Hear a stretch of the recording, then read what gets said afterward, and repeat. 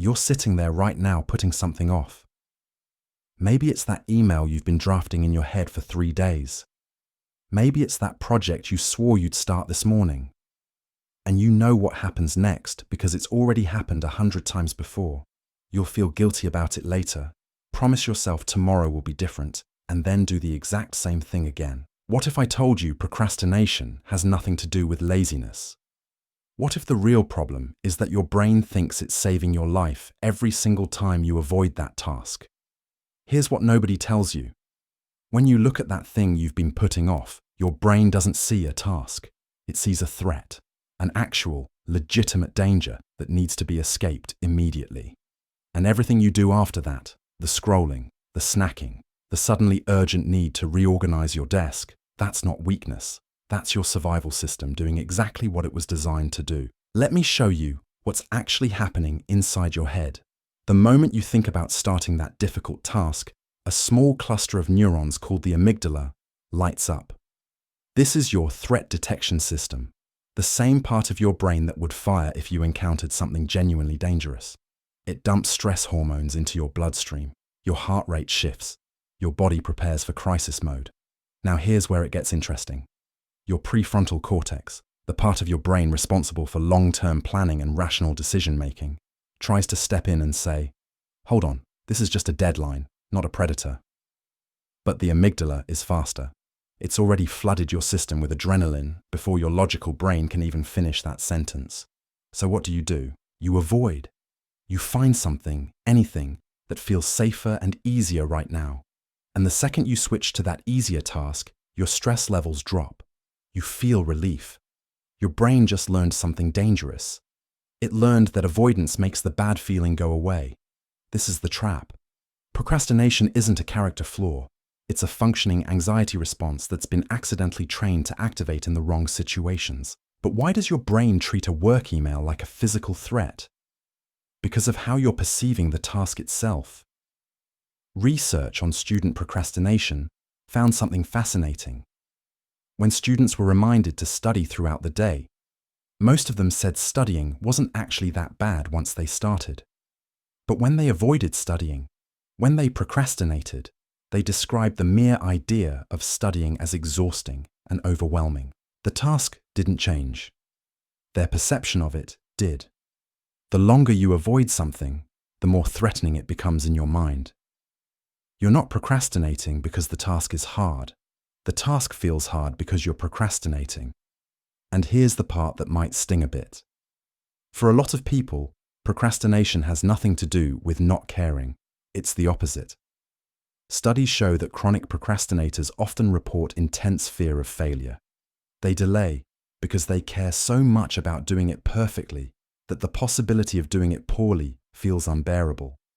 You're not lazy, you're scared, and your brain is trying to protect you from that fear the only way it knows how, by keeping you away from the thing that triggers it. This matters because for decades, the advice for beating procrastination was basically, just be more disciplined, manage your time better, try harder. But that approach misses the entire point. You can't discipline your way out of a fear response. You can't time manage your way past an overactive amygdala. Trying to force yourself through procrastination with sheer willpower is like trying to stop a panic attack by telling yourself to calm down. It doesn't work because you're fighting the wrong battle. What makes this worse is that procrastination actually does reduce your stress in the short term. It's a coping mechanism, a dysfunctional one, sure, but it technically works in the moment. And every time it works, every time you feel that little hit of relief, when you close the document and open Instagram instead, you're reinforcing the loop. Your brain logs that data. Avoidance equals relief. Do it again next time. The consequences pile up later. Anxiety, shame, that sinking feeling at night when you realize you wasted another day. But in the immediate moment, procrastination feels like the solution, not the problem.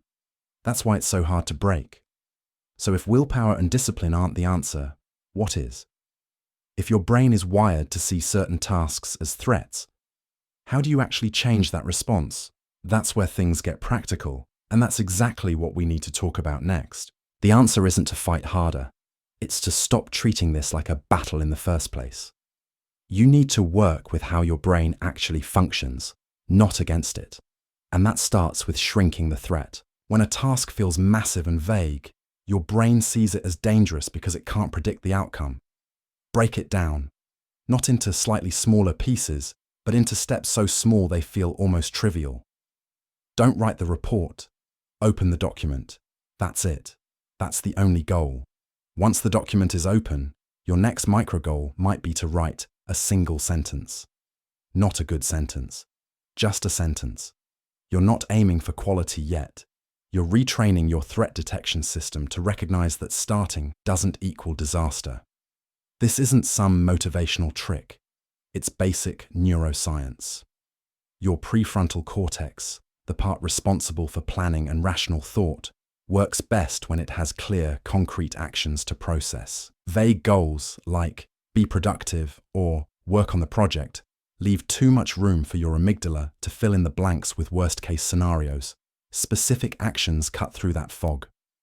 Another thing that actually works: naming what you're feeling, out loud if you have to. I'm avoiding this because I'm afraid it won't be good enough. Sounds simple, maybe even pointless.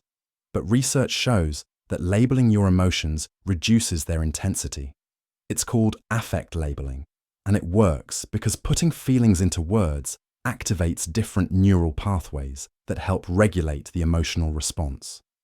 You're essentially telling your brain, I see what you're doing, and I'm not in actual danger here. Now let's talk about your environment, because this matters more than most people realize. If your phone is within arm's reach, you're going to check it. That's not a willpower issue. That's just how attention works. Your brain will always gravitate toward the easiest source of dopamine, and scrolling is significantly easier than drafting an email you're anxious about. Remove the option entirely. Put your phone in another room. Log out of distracting websites. Make the friction to procrastinate higher than the friction to just do the thing. Self-compassion is probably the least intuitive strategy, but it's one of the most effective. When you beat yourself up for procrastinating, you're adding another layer of negative emotion to an already emotionally charged task. Now you're not just anxious about the work itself, you're also dealing with shame and guilt about avoiding it. That's more threat, not less. Studies have found that people who practice self-compassion after setbacks are actually more likely to get back on track than those who criticize themselves. Forgive the delay. Acknowledge that your brain was doing what it thought was protective. Then redirect. Here's what won't work. Waiting until you feel motivated. Motivation is a result of action, not a prerequisite for it.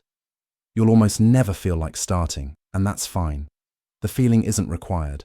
What you're looking for is willingness. Can you be willing to feel uncomfortable for 5 minutes? That's the real question. Because once you're 5 minutes in, the resistance usually starts to fade. Not always, but often enough that it's worth testing. Some people benefit from what's called temptation bundling. Pair the task you're avoiding with something you actually enjoy. Only let yourself listen to a specific podcast while doing that boring task. Only allow yourself a particular snack while working on the thing you've been putting off. You're borrowing positive emotion from one activity to offset the negative emotion attached to another. It's a small psychological hack, but small hacks add up. You should also pay attention to when you procrastinate most. Is it always in the afternoon? Right after lunch when your energy dips? First thing in the morning when your anxiety is highest? There's usually a pattern. Once you spot it, you can plan around it. Maybe you tackle the hardest task when you're freshest, instead of saving it for when you're already drained. Maybe you schedule a walk right before the task to reset your nervous system. Patterns aren't personality. They're just data. One last thing. Progress will not be linear. You'll have days where the strategies work and days where they don't. That's normal. You're not trying to eliminate procrastination entirely. You're trying to reduce how often it happens and how long it lasts when it does. That's the realistic goal. Anything else sets you up for failure and more shame, which just feeds the cycle. Your brain isn't broken. It's doing exactly what it evolved to do, protecting you from perceived threats. You just need to teach it that the deadline isn't the predator. The avoidance is. You already know what you need to do. The task you've been avoiding is still sitting there, and it's not going to feel easier tomorrow.